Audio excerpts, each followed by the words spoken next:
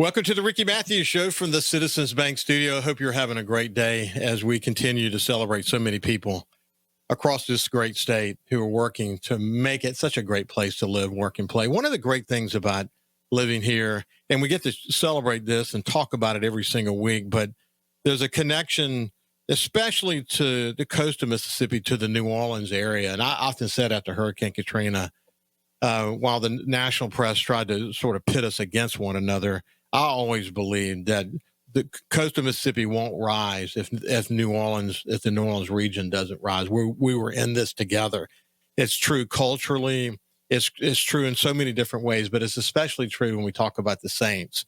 The Saints are our team, and so that's one of the reasons why every Friday I really covet the opportunity I have to circle back with my friend Jeff Duncan from NOLA.com and the Times-Picayune and talk about the Saints and what's happening. How you been, my friend? I'm doing great, Ricky. Obviously, week one down. We're going to look up. It's going to be January, but I was encouraged more than discouraged with the Saints in their opener. So let's get after it.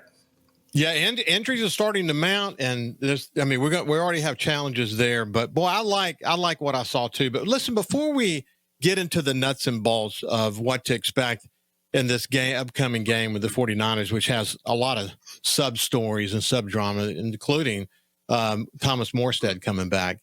I was particularly interested in this arrangement, this contract arrangement that's happening between the state of Louisiana, of course, through the Superdome Commission and the Saints, because, Gail Benson has set up, once she passes away, this trust that Dennis Lashow will oversee. And what are the kind of guarantees that they can put in place that's going to keep the Saints here? And it's been a lot of work done on that.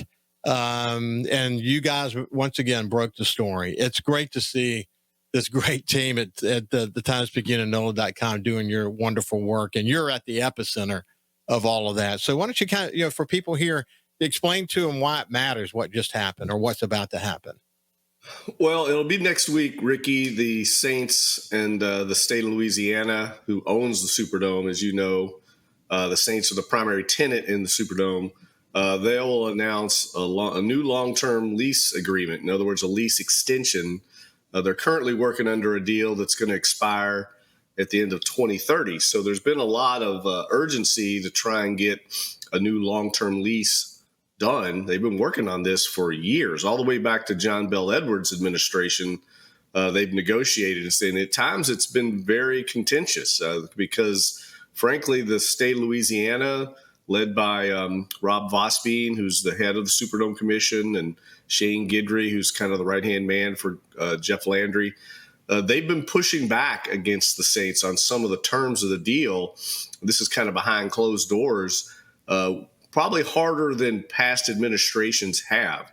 And what you have here, what's fascinating about it from a big picture point of view, and I know you're interested in this kind of thing, you really have two 500-pound gorillas in the octagon on this negotiation. I mean, you have the Saints, but it's really the NFL because they're involved on something of this scale. And you have Jeff Landry, who we know in his short term here likes to win his battles. And so you really have two sides that aren't used to losing negotiating. And so that's why it got contentious and why it took so long to get done. And I think this announcement next week, taxpayers in Louisiana will be, I think, pleasantly surprised at some of the pushback that the state was able to gain leverage-wise. What they weren't able to gain, which in the most important term of the agreement, is the length of the agreement. It'll be a 10-year extension, so it'll take the Saints through 2035. And then there's 4 5-year options at the end of that agreement. So it's actually a 30-year deal. The Saints have the right to exercise those options, though. So if they want to get out of it after 10 years, they can. And the reason they have that flexibility is because ownership will likely change in the next 10, 20 years, with Gail Benson being in her late 70s. At some point, this team is going to be sold.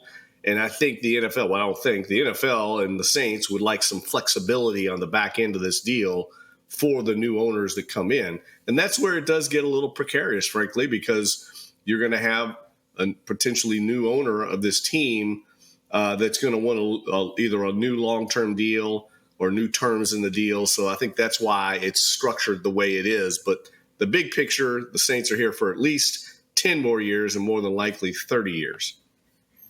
So yeah, we won't go into a lot of detail, but it's interesting to learn some of what we're learning. For example, if they were to get out, I mean, it's like a $250 million payment they would have to pay back to the state, and the reason for that is all these huge. I mean, it's closer to $500 million that they spent on the Superdome Right. to renovate it. And of course, the Saints, I think, had like $180 million in that, and the state had the rest. And this is a way to recoup some of that money. One of the points you guys made in the story was when you think about what the Saints are worth today. I mean, I think 20% gain value just in the past year. The billions of dollars that will be required to purchase the Saints. If someone decides they want to move it, the $250 million in the scheme of the payback they might get from that move it's a lot of money to everybody, but they could do it. That's the point that you're making. So it's going to be interesting. Correct. Even though Miss Benson and Dennis, they say the right things in terms of what their wishes are as it relates to having the Saints sold to a group that is committed to the city. There's no way that you can set that in stone forever. There's just really no way you can set that in stone. So, but they tried to protect the state as much as they possibly could. And you guys did a good job of looking at other markets to see what they did in cases where new stadiums were built and so on. I mean, if you build a new stadium and you got a lot of public money in it, you certainly want the main tenant to be there for the long haul. But if they decide to leave, you don't want them to leave with the state holding the bag. So you guys did a great job of covering all those bases. Well, and this is the point that a lot of readers have asked, and it's a valid point, is why didn't the state push for a 30-year deal like the Buffalo Bills and the state of New York just got, or the Jacksonville Jaguars? I think they had a 25-year deal down in Florida. And the reason that the state was not able to leverage that out of the Saints is because they don't have a new stadium that they've built. They have a 50-year-old building that's been renovated. It's not quite the same thing. There's a life, to these stadiums, and we've already kind of exceeded the life expectancy of the Superdome, and we kept renovating it. So without a new stadium, you're not going to have the same leverage that you would that they're dealing with right now in a renovation. And also, I think the ownership change, frankly, is another thing that the state doesn't have the leverage to lock somebody in with the NFL, who obviously wants new owners to have that flexibility. Not saying they're going to leave, but it's just when this team is sold, that is a big term that you don't want to have to face. And so the NFL was heavily involved and is heavily involved in this negotiation. And I think you're right. The bigger point is Gail Benson, Dennis Lauscha, the management team is all almost from New Orleans with the New Orleans Saints. And we just have to trust them at their word that they will sell the team to someone that keeps it in New Orleans. It's really all it comes down to, because your point is valid. $250 million, $750 million, it doesn't really matter what that number is. The people we're dealing with here are multi-billionaires. And most of these relocations that are done, Ricky, it's not going to prevent somebody from moving the team. A good example, the Oakland Raiders, who moved to Las Vegas, had a $750 million penalty that was owed to the city of Oakland. You know who paid it? Las Vegas paid it, not Mark Davis, the owner of the Raiders. So the other municipality that's getting the team is going to pay that fee. So it's not going to matter to any owner because it's not coming out of their pocketbook. And that's the price that we're dealing with right now, the price tag of these franchises. It's, hundreds of millions of dollars and billions of dollars. So no matter what the state did, I don't think it would prevent locked in for sure. What we're going to have to get is an owner that wants to keep the team here. We can't lose our team. And there's something unique about the city of New Orleans that Ms. Benson and Dennis and that entire team get. I know Dennis. I know his commitment. And truth is, probably they already have ownership groups they're thinking about. They're probably already amassing who some of those potential buyers might be. And they're already thinking through how might these series, they certainly are not going to wait till Ms. Benson dies. And there are some very heavy hitters in the state of Louisiana. And they may accept less money to go into that trust in order to keep the team here. It will be very interesting to see how that plays out. I can guarantee you, if Miss Benson had her wishes, that's exactly what they would do. So and it would be. I'll tell you this: I have found this out. I wasn't really sure of this until the reporting on this story. But the Saints pick the next owner. They pick who they want. So it doesn't necessarily have to go to the highest bidder. It's who they want, the ownership group they pick. Now, the NFL has to approve it. The owners have to have a 3/4 majority vote. But it is up to Gail Benson and the ownership team, or whoever's running the trust, to pick the next owners. It's not necessarily they didn't bid high enough, it goes to them. That's not how it works. And I think that's a really, really good thing because, again, I know it. I've been there. I felt it personally. The city has an immense pride beyond what most people can really get their head around. And there's something about that pride that's connected to the Saints. And the people in the Saints organization and Miss Benson get that. And I really do believe they already have a plan. That's what I believe. Hey, when we come back on the other side, we'll talk about the Saints and what we learned about this first game. We'll see you after this. Welcome back to the Ricky Matthews Show from the Citizens Bank Studio. I hope you enjoyed that conversation about the Superdome and the status of the Superdome as it relates to the Saints over the course of the many years. And as I chat with my friend Jeff Duncan from NOLA.com and the Times-Picayune, Jeff, it's a wonderful reminder of the time I spent in New Orleans and the fact that it makes, when you know the players, when you have a sense of the players like I do, it makes that conversation mean even more. So I'm for the good of the Gulf South, I hope they're able to work through all of that. Okay, let's shift gears. Saints already have injuries beginning to mount, but so do other teams. You think about San Francisco, we're about to play. I mean, even Brock Purdy may not play. So what's your assessment? I look back on this team. I look at the stats on the game. And I have to tell you, I felt pretty good about what I saw, man. They had a chance to win it in spite of. What's your read on everything? Well, I think that game played out almost exactly like I expected it to. I think we're going to be in a lot of those kind of games this year. I think I think I've told you this before. I think the starting lineups for the Saints on both sides of the ball will be competitive. They just are not going to be able to afford, I think, much attrition. I know they're getting some of it right now.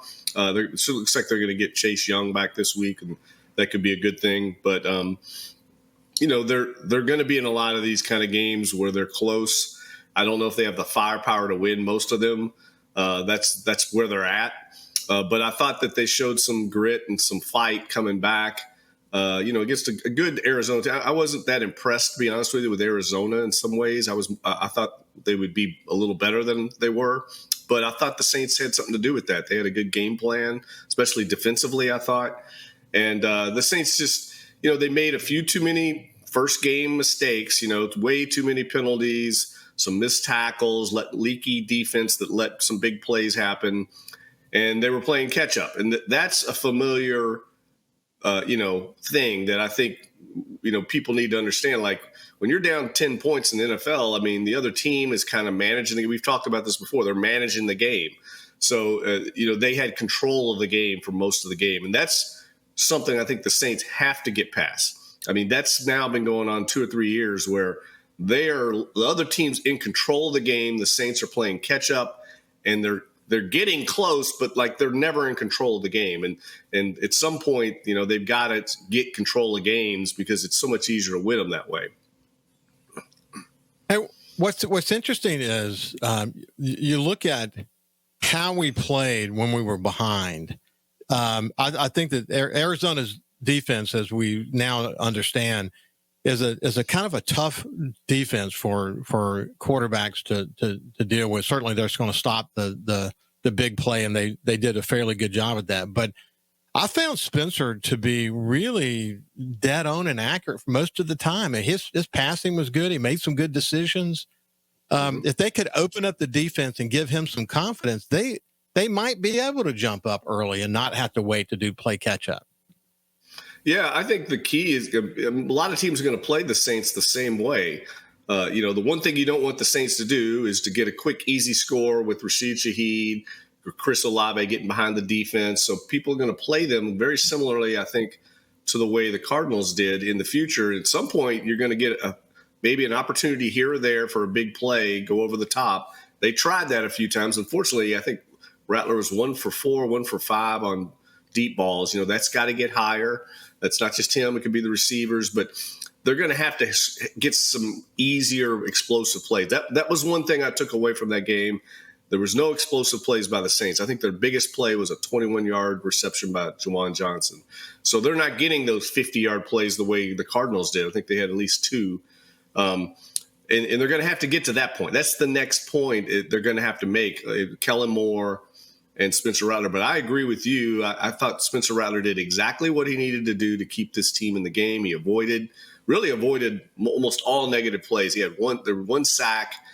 He didn't throw any interceptions, really only threw one ball I thought that was even close to an interception. For the most part, he was decisive, put the ball where he needed to, and kept his team in the game. And that's what he's going to have to do. He can't play hero ball. And I think that's the step that he's taken here in year 2 is he's not trying to do too much. He can't afford to because this team doesn't have the margin for error. Alvin Kamara is a very wise running back, very, very wise. And one of the things he said at Spencer that and he's a mentor clearly for Spencer. One of the things he pointed out is that when he gave some feedback to Spencer had already considered it. And he talked about that. He said that Spencer's really sharp when it comes to understanding where he could have done better or a mistake he potentially might have made. Alvin said of him that he really likes the way he's processing that. That's really good to see. On top of that, though, the injuries are already mounting, as I pointed out. So why don't you kind of give us a review of what that looks like? Well, there's a couple of ones that are concerning. Obviously, the safety Julian Blackmon, who the team picked up right before training camp to replace Tyrann Mathieu, he's going to have surgery today or this week. He's going to be out for the season. That's a big loss. I mean, he was a really good safety, a very veteran player, smart, savvy, and they just don't have anyone with his experience to step in his shoes. It's probably going to be rookie Jonas Sanker, and he's going to get tested early, I guarantee you, on Sunday. But that's a big loss. I mean, he was playing well and I think really understood the scheme Brandon Staley's installed. So that's obviously a key loss. And then Taliesin Fuaga, who Matthew Paris, our beat writer, talked to him yesterday in the locker room. I think he was the only one that talked to him, but he had a really good story about the knee issue he's dealing with and how he's going to have to basically manage this all year. But I have to say, Ricky, he didn't look like the same player. At one point, I guess they just took him out. He was so ineffective.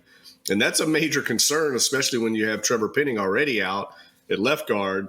And now you're looking at one of your other top linemen that could be at least playing less than 100%. And he was really almost a liability at times.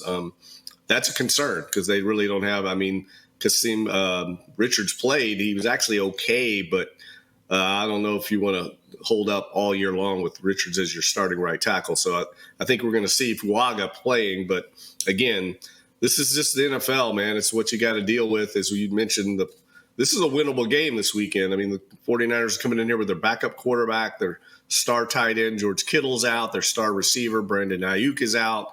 They've got other injuries that players maybe not as familiar, fans aren't familiar with. This is a gettable game if the Saints can play as well as they did last week and just avoid mistakes. What's the latest on Penning's turf toe?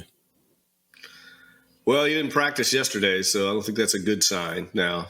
So I would say it's probably 50-50 at this point at best.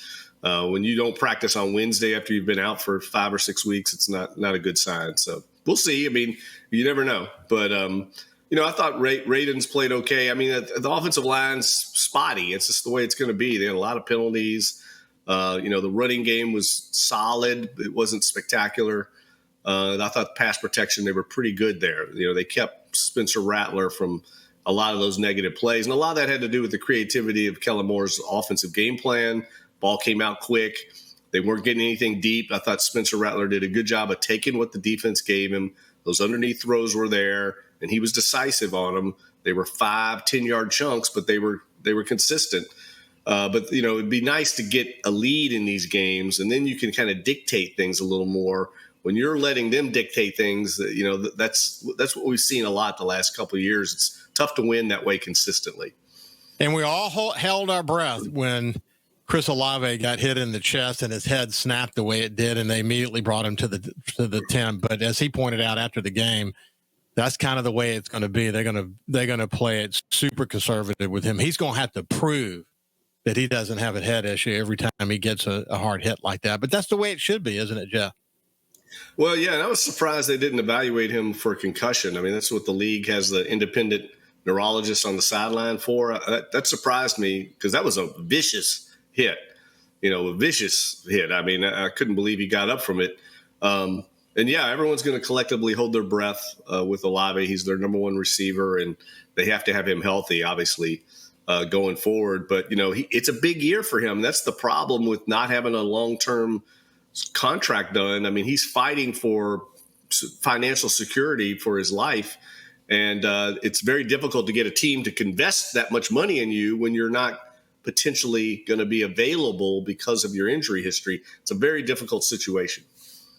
Hey, listen, one last thing. We got less than a minute left. Juwan Johnson didn't catch that pass. People slammed him for it, but put it in perspective. It would have been a miracle if he caught that pass. I know. That's what I don't understand. Like, I get being disappointed he didn't catch it. I get being upset that, it got so close, but to criticize Juwan Johnson for not making a catch that the NFL probability on that was like 14%. And if you watch it, I posted on my Twitter account this last night, there's a different angle of it from the Cardinals' point of view. You can see two different Cardinal defenders, Jalen Thompson with his hand on the other side of the ball, pulled it out at the end, but it got dislodged initially by the helmet of Budda Baker, who's a tremendous player for the Cardinals. The Cardinals had three safeties in the end zone waiting on that ball to come. They know the situation. So you're going right into the teeth of a defense designed to stop that. That's what we saw happen. So difficult. It would have been, and not just a miracle, but historic. I mean, historic. What are you talking about? But literally, it would have been. It would have been It was a beautifully thrown pass, though, wasn't it? Perfect. It couldn't have been placed any better, and it was just a good play by the defense. Good play by the offense, a little bit better play by the defense. Tough in those circumstances. That's my point. There was no. Arizona knew exactly what was coming because of the circumstances. Jeff Duncan, it's been a pleasure, man. We'll see you after this break.